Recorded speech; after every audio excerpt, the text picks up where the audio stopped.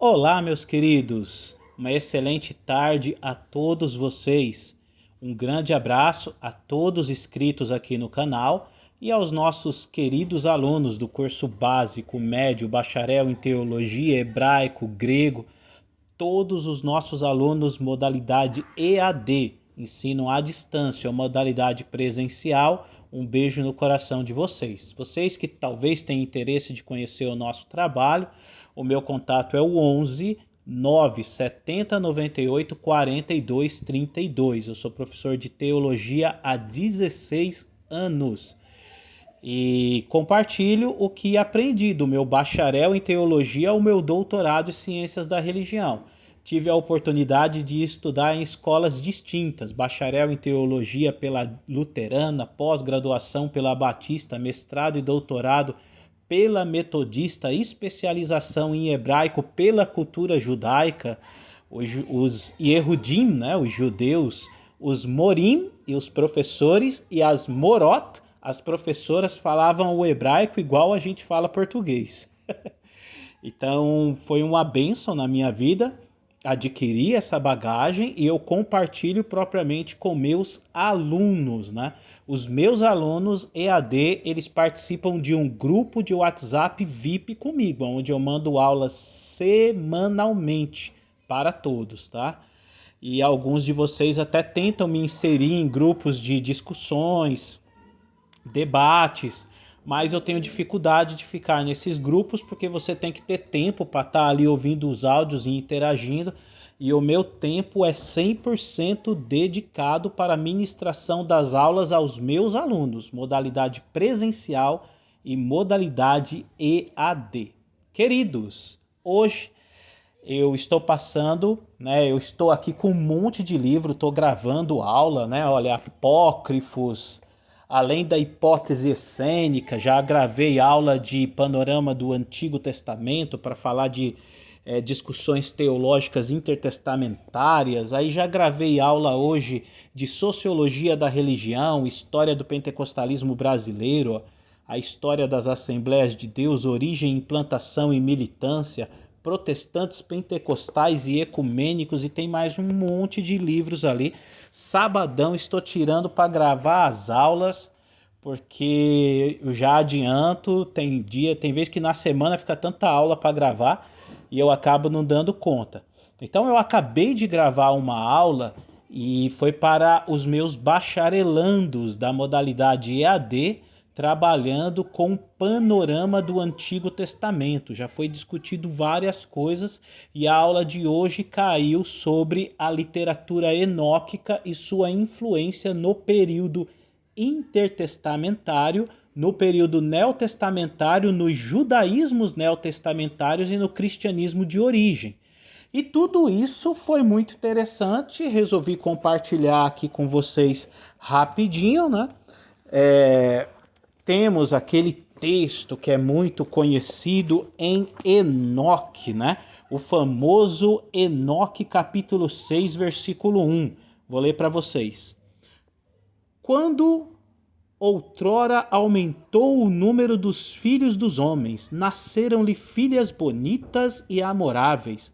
Os anjos, filhos do céu, ao verem-nas, desejaram-nas e disseram entre si: vamos tomar mulheres dentre as filhas dos homens e gerar filhos. Tem uma certa semelhança com Gênesis 6, né? A questão dos filhos de Deus que entraram nas filhas dos homens.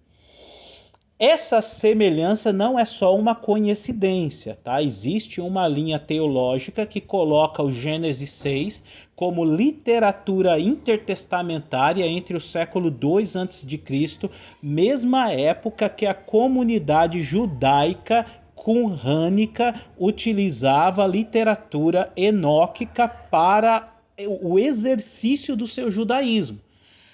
O Gênesis 6, além dessa questão do Gênesis 6 dos filhos de Deus, né, que tem uma certa semelhança com Enoque 6, os capítulos anteriores falam da serpente falante e há outras literaturas apócrifas intertestamentárias que também apresentam animais falantes. Ou seja, tem uma certa semelhança tenta-se se colocar todas essas literaturas no período intertestamentário. Se assim for, temos uma outra interpretação teológica para o Gênesis, né? Alguns estudiosos acham que o Gênesis seria uma obra de origem mosaica. São poucos os estudiosos acadêmicos que vão por essa linha, porque essa linha é uma linha judaizante. Quem acredita que a Torá, composta dos 5 livros, né?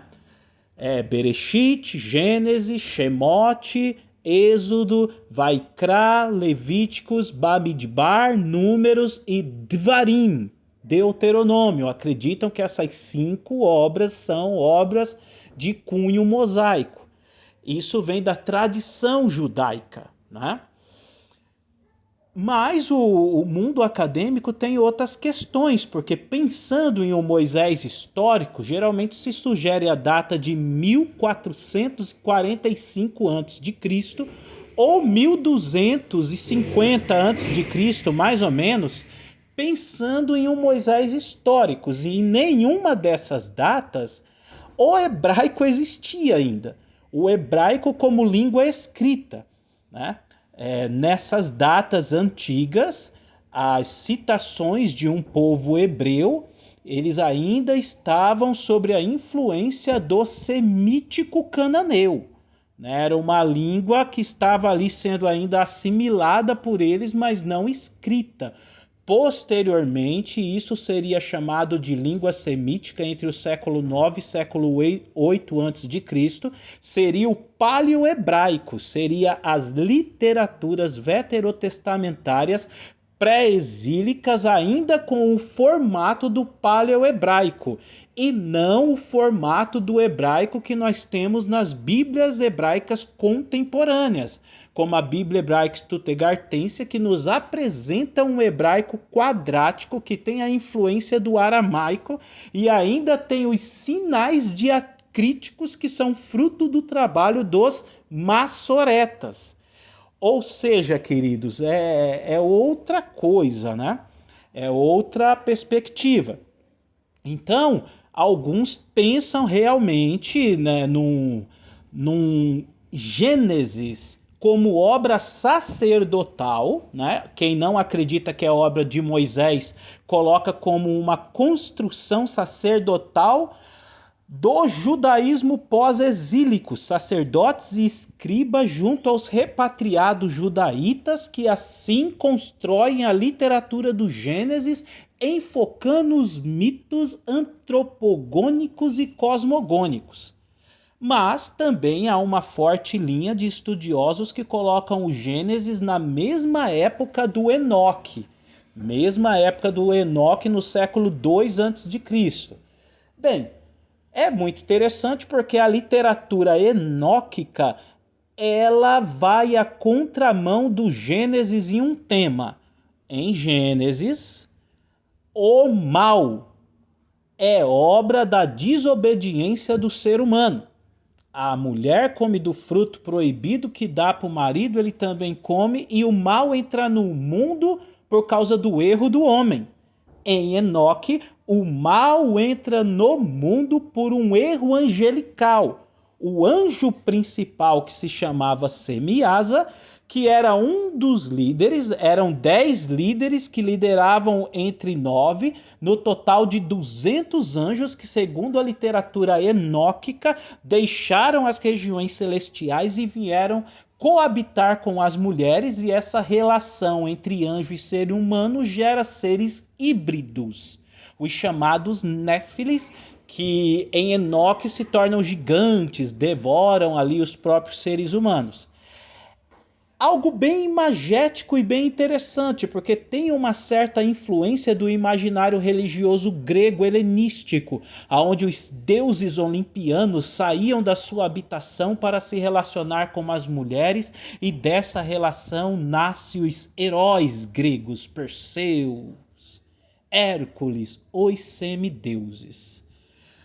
Agora, tudo isso é importante saber, porque nós temos citações disso no Novo Testamento, né? Inclusive, Paulo, falando para a igreja de Corinto, Ele fala sobre a autoridade das mulheres sobre os anjos, quando ele fala do cabelo da mulher, do véu, as ex-sacerdotisas de Afrodite, o cabelo solto da mulher no judaísmo neotestamentário como uma forma de sedução. Então, vocês precisam andar com modéstia, com pudor, põe o véu, não ande com o cabelo tosquiado, o cabelo quando crescer, isso dará autoridade sobre os anjos. Ou seja, a cabeça do Paulo está pensando lá naquela questão dos anjos que acharam as mulheres bonitas e vieram se relacionar com elas. Por quê? Paulo, como estudioso, ele tem conhecimento tanto das narrativas do Gênesis, que são narrativas utilizadas no templo jerusalemita, que foi reconsagrado por Judas Macabeu entre o ano 164 a.C., e em contrapartida a comunidade judaica cunhânica que utilizava o Enoque para dizer que o problema do mal no mundo veio por causa do erro dos anjos e não por causa do erro dos homens. Queridos, é algo muito interessante. Há uma influência enóquica, apócrifa, mística, angelomórfica muito grande nas literaturas canônicas neotestamentárias, e isso vem de Enoque e de outros apócrifos da mesma época. Se você gostou desse conteúdo, meu querido, esse é o momento. Ative aqui o sininho, se inscreva no nosso canal. Quer fazer parte dos meus alunos, os meus alunos VIP, meus alunos da modalidade EAD ou presencial? Entre em contato conosco. O nosso telefone é o 11 970 98 42 32. Lembrando que quem estuda comigo tem uma vantagem, né? A minha teologia é uma teologia acadêmica. Então, o que se discute a nível de universidade de teologia é o que eu passo. Então, você não precisa ser batista, metodista, assembleiano, você não precisa ser de uma linha confessional, porque o nosso curso ele é acadêmico, ecumênico e interdenominacional. Ele é para todos. Se inscreva, entre em contato conosco e faça parte dos nossos alunos VIPs. Shalom e até o próximo vídeo.